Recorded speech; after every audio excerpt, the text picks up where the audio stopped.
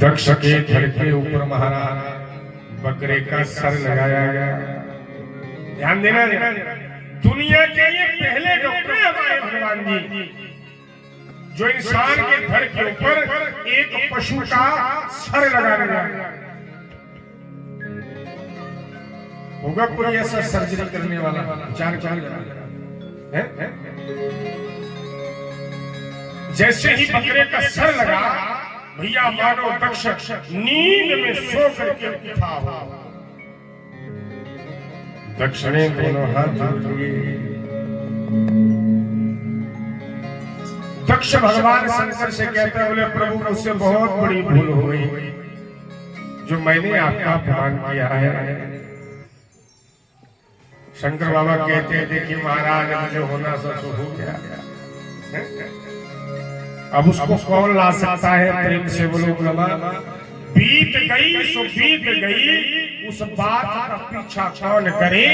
तीर कमान से निकल गया, उस तीर का पीछा कौन? जो बीत गया सो बीत गया।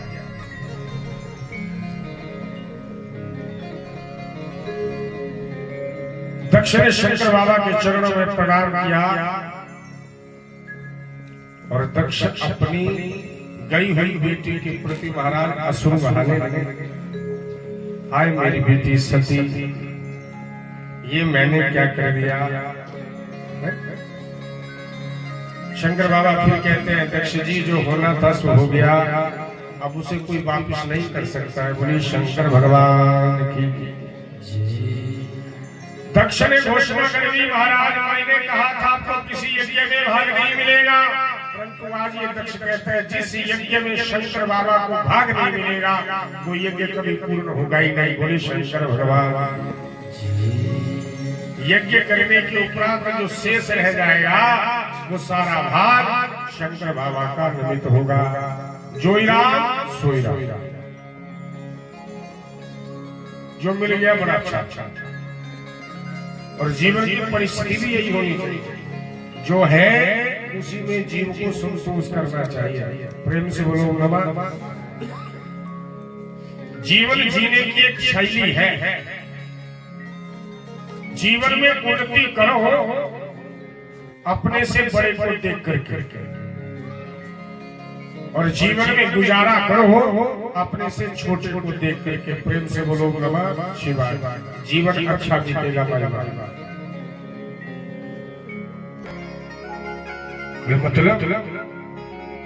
मतलब ये है, ये जो भूखा है ना, भूखा हाँ। बोले जब आपकी निंदा कर रहे थे ना आपके ससुर जी, तो ये बड़ी बदतीसी निकाल रहा था, बड़ा दांत दिखा रहा था। मैं तो मैंने वीरभद्र से कहा, तोड़ डाल कर मुझे के दांत बार बार दिखाता है। प्रेम से बोलो कथा क्या बिना मतलब से बत्तीसी भी नहीं निकालनी चाहिए। प्रेम से बोलो शिवाय। या बिना मतलब से किसी के काम में टांग नहीं अड़ानी चाहिए। जैसे शायद आपने समझो, तो भैया जो व्यक्ति बात कर रहे थे, दूसरे बोला मैंने तेरे 32 दांत तोड़ दिए, दूसरे बोला मैंने तेरे 64 तोड़ दिए, तीसरा कोई बड़ा बोला चल झूठा 32 होते हैं। बोले मुझे पता था तू बीच में बोलेगा, इसलिए मैंने तेरे भी नहीं लिए। प्रेम से बोलो। मतलब हमारे बोलने का जहाँ कोई फायदा नहीं है वहाँ पे अपनी ये जीभा नहीं चलानी चाहिए कहीं की तरह। प्रेम से बोलो बोलिए बोलिए बड़ा गोल गोल अपने ये आंख रूपी बटन घुमा रहा था। मैंने मेरा कर्म करे, समय मेरा और समय सबका आता है।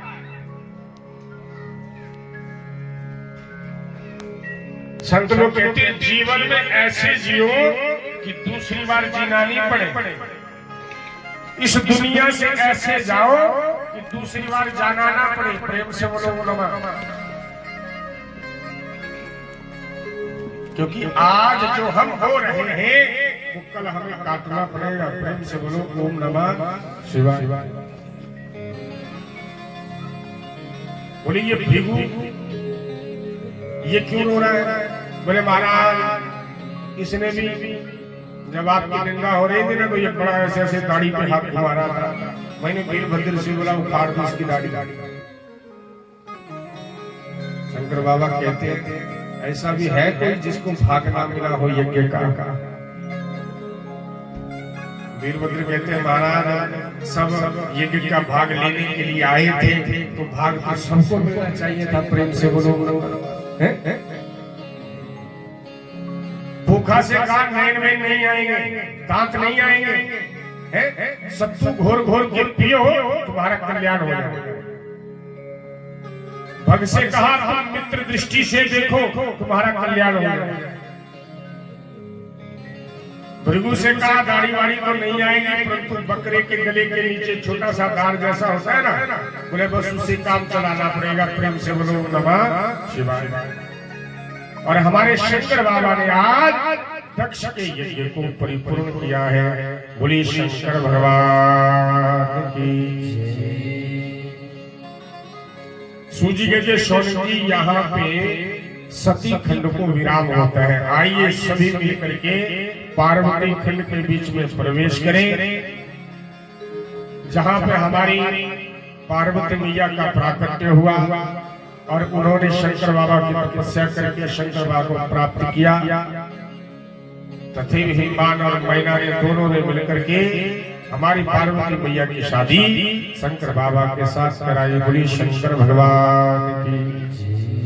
प्रयागराज में विराजमान शौनक जी ने सूत जी का कोटि कोटि धन्यवाद। बड़ा आनंद आ रहा है सूत जी भगवान की कथा में गोता लगाने का। अब आप मुझे भगवान के गृहस्थ जीवन की कथा सुनाइए। भगवान का गृहस्थ जीवन कैसा? हमने सुना है हिमवान के घर में उनकी पत्नी मैना उन दोनों ने तपस्या करी, उनके घर में बेटी आई, उनके साथ शादी हुई। उनका गृहस्थ जीवन कैसा रहा? प्रेम से बोलो। हमने सुना उनके घर में दो बेटे आए, कार्तिक और गणेश। ये सारी कथा आप हमें विस्तार से सुनाइए। बोलिए शंकर भगवान की। सूजी कहते शौनक जी अगर आप शंकर बाबा की शादी की कथा सुनना चाहते हो तो पहले हिमवान और मैना की शादी की कथा सुननी पड़ेगी, तो कथा बड़ी जल्दी समझ आएगी। प्रेम से बोलो। हिमालय के स्वरूप का वर्णन किया है सूत जी ने। स्थावर और जंगम दो स्वरूप में हिमालय के, ध्यान देना। पर्वतों का राजा हिमालय, तो स्थावर रूप का वर्णन किया। हिमपात का जिसके ऊपर ढेर लगा रहता हो 12 महीने 6 ऋतु। संत महात्मा लोग जिसके ऊपर जाकर के तप करते हो और तप सिद्धि के लिए तो ये हिमालय बड़ा प्रसिद्ध है। थोड़े ही समय में किया गया तप फल की अनुभूति करवाता है। बोली शंकर भगवान की। अब मैना के जन्म की कथा का प्रारंभ करते हैं हमारे सूजी। बोले दक्ष की 60 कन्याएं हैं, इन्हीं कन्याओं में से एक स्वधा नाम की कन्या है जिसकी शादी पितरों के साथ कर दी गई है। प्रेम से बोलो ओम नमः शिवाय। इसी स्वधा के घर में 3 बेटियां आई। कितनी बेटियां आई? 3 बेटियां। बोले मैना, धान्या और कलावला। एक दिन ये तीनों बहनें हमारे नारायण भगवान का दर्शन करने के लिए भगवान के लोक में गई और वहां जाकर के उन्होंने नारायण भगवान को प्रणाम किया और आसन के ऊपर विराजमान।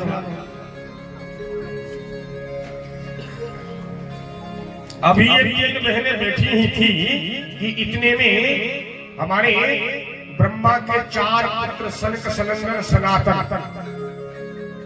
नारायण भगवान का दर्शन करने के लिए भगवान के लोक में पहुंच गए। बड़े दिव्य हैं, 5-5 वर्ष के बने रहते हैं, लंगोटी धारण करते हैं, दादाओं के परदादा हो गए, परंतु इनकी आयु में कोई अंतर नहीं पड़ा। प्रेम से बोलो नमः शिवाय। सूजी कहते शौनक जी जैसे ये चारों कुमार भगवान के लोक में आए तो सभी ने खड़े होकर के प्रणाम किया। अब ये तीनों बहनें जो हैं ये जानती नहीं थी, इसी में बैठी रही। अब जैसे ही कुमारों ने देखा कि सबने खड़े होकर के अभिनंदन किया और ये तीनों देवियां बैठी रही, तो कुमारों ने शाप दे दिया, बोले तुम तीनों को नर स्त्री बनना पड़ेगा और मृत्यु लोक में जाकर के जन्म धारण करना पड़ेगा। बोले शंकर भगवान की जय।